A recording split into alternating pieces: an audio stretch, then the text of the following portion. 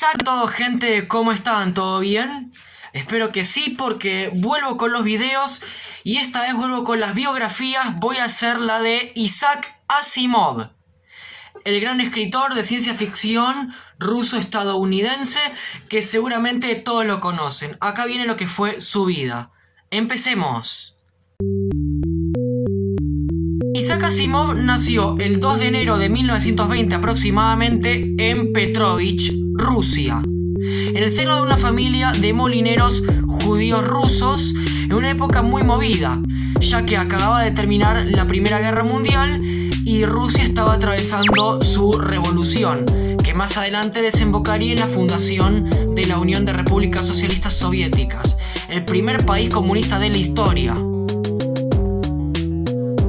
Otro dato curioso es que Asimov, durante su infancia temprana, sus primeros años de vida en Rusia, vivió una oleada de neumonía que mató a muchísimos niños, pero Asimov sobrevivió. Nuestro querido escritor se mudaría a la temprana edad de 3 años a la ciudad de Nueva York, en Estados Unidos, donde vivió toda su vida ahí. Su infancia transcurrió acá, desde que él tuvo memoria. Aprendió todo ahí, aprendió a hablar inglés. Un dato curioso es que nunca aprendió a hablar ruso, a pesar de haber nacido en Rusia.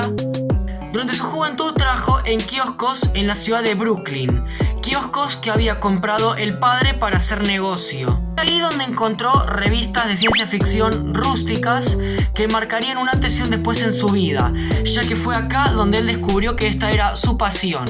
Incluso él mismo escribió sus propias historias en revistas rurales.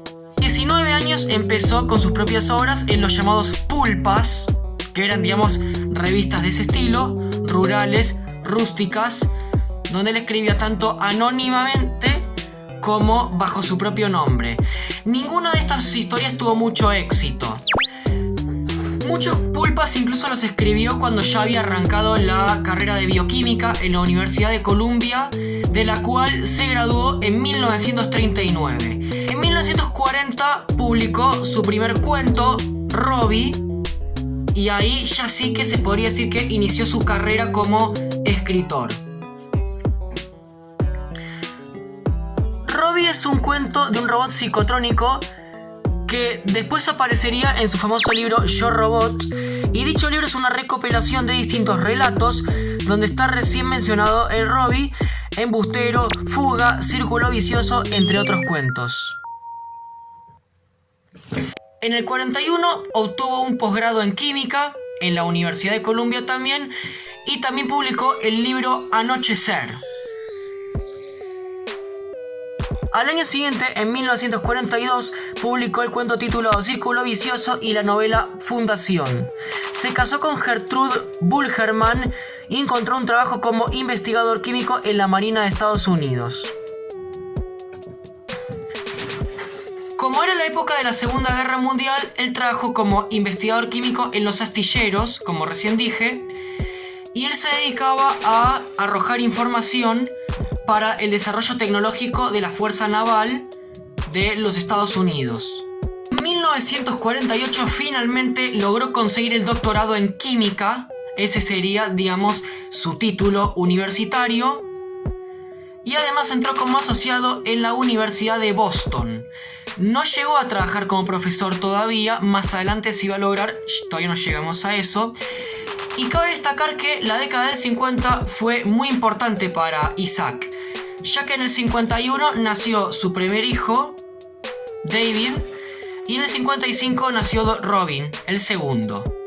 Además publicó infinidad de libros y novelas y cuentos, como por ejemplo Las corrientes del espacio, Las bóvedas de acero, El fin de la eternidad, 9 futuros, entre otros. Sus principales ingresos ya venían de la literatura y no tanto de su trabajo en la labor universitaria. Y ya se estaba ganando un nombre como escritor.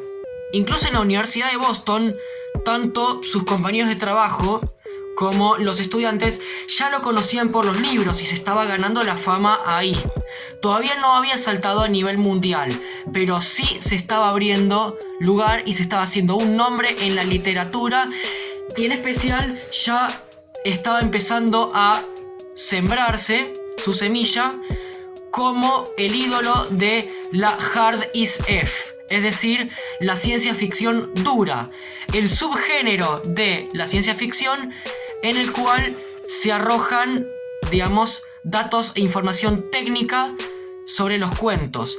Recordemos que eso es algo que caracterizó a Asimov durante su carrera, ya que él tenía el título de doctor en química, y eso fue lo que lo diferenció. Le estaba yendo tan bien que incluso se podía mantener sin la necesidad de un salario de la universidad.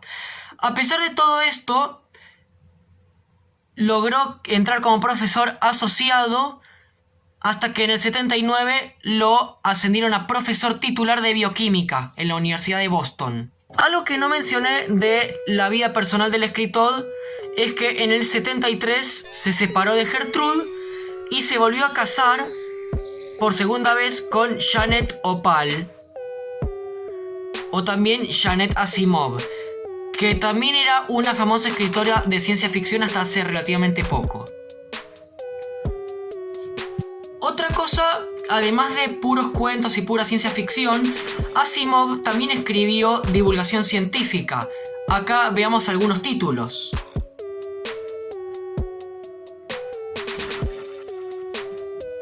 En sus libros de divulgación científica, él es característico. ¿Por qué?